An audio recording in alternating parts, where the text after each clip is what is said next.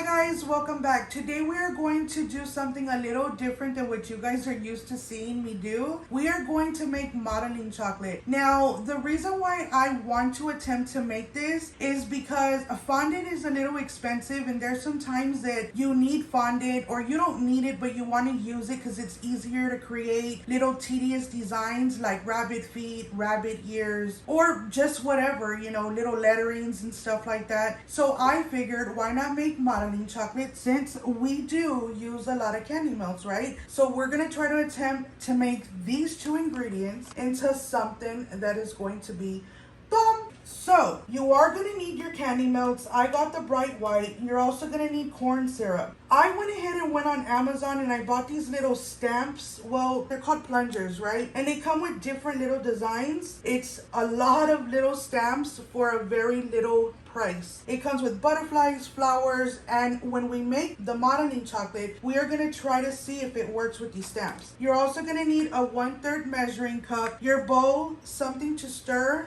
your chocolate in, and of course I'm going to use scissors to open up the bag. Right now what we're going to do is we're going to melt these candy melts. Now the trick on making this modeling chocolate, you are going to need to make sure that when you melt your candy melts, they're at 91 degrees. Now I don't have a candy thermometer, so I am going to use a regular meat thermometer. Is that what it's called? Yeah. We have a meat thermometer. I'm going to see if I can use that and see if it works. So we're going to go ahead and melt these candy melts and we'll be right back. I already melted the candy melts. What I did was 30 seconds stir and then another 30 seconds, and this is what I got. And it kind of looks good, right? Because you want it to be nice and smooth. I'm going to put the thermometer inside and see what it reads at. Okay, it's reading at 108, so we're gonna let it cool down so it hits 91 degrees, right? Yeah. Or 91 Fahrenheit? What is it? Well, the temperature it has to be 91.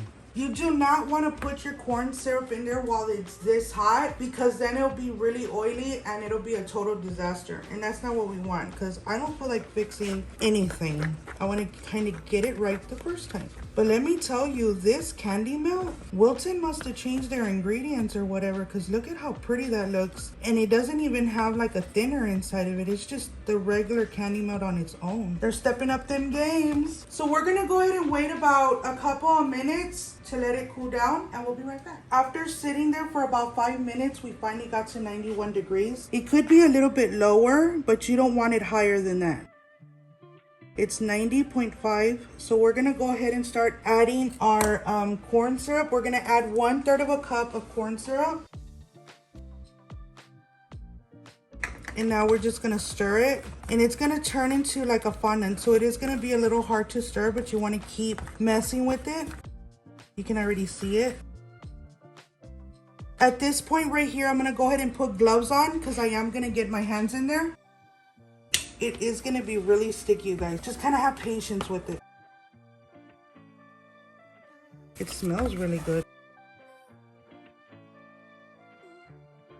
Once you get it like this, what you're gonna do is you're gonna put it in some plastic wrap, and we're gonna go ahead and get it in the refrigerator so that way it can start to form.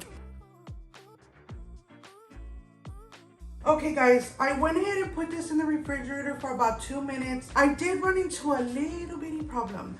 We're not going to be able to use these stamp stencils only because of the fact that you're supposed to let it sit for 24 hours before you can use it with the stamps, right? But we can use them with these little molds. We have the little roses, the butterflies. So what we're gonna do is we're gonna use some of these molds just so you guys can see how to work with it. We're gonna go ahead and take it out of its plastic. And what I'm gonna do is I'm gonna take a piece of my modeling chocolate, put it in there just like this. Now what you wanna do is you wanna work with it. You kinda wanna push it down.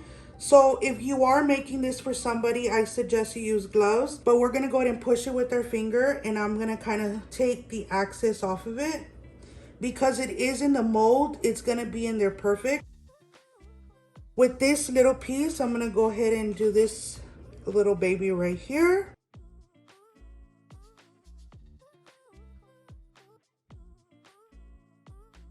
And after you do that, you wanna put it in your freezer for just 2 minutes. So that's what we're gonna do right now.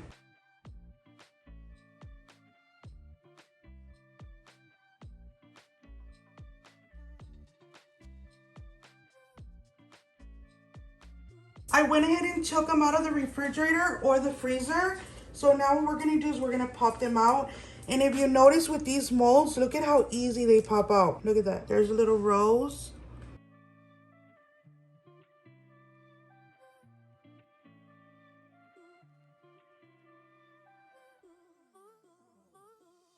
You could put glitter on them, which I'm gonna do right now. I'm gonna go ahead and get our little sterling pearls from the sugar art. I have rose gold, 10K gold, amethyst, and blue pearl. Amethyst is such a beautiful purple, so we're gonna try the purple.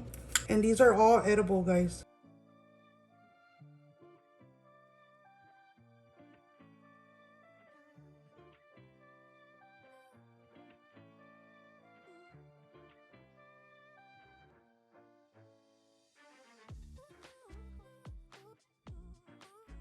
Okay guys, so there you have it. 2-ingredient modeling chocolate.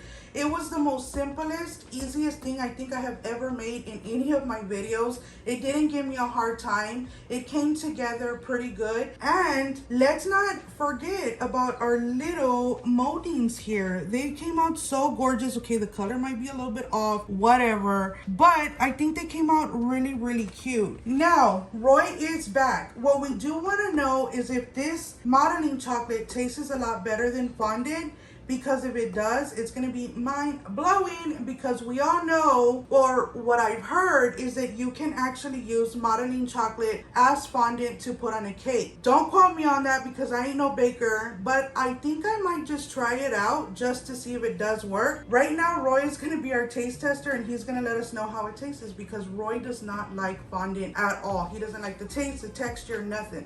So are you ready for this? Yeah. Okay. What does it taste like? Like chocolate? It doesn't taste like fondant? Is it better tasting than fondant? Fondant has that weird... This one tastes good. It does? Okay, so it's Roy approved. You can taste the chocolate like right away, the white chocolate. You can? Mm-hmm. I'm gonna try Try it. Right, it tastes good. Let me tell you, so this literally tastes so delicious. We can use that as fondant. It's gonna be so delicious on your cake, and it's gonna take it to a whole different level. With that being said, we really hope you guys enjoyed this video. Please don't forget to like, comment, share, and subscribe. And we'll see you guys on the next video. Bye.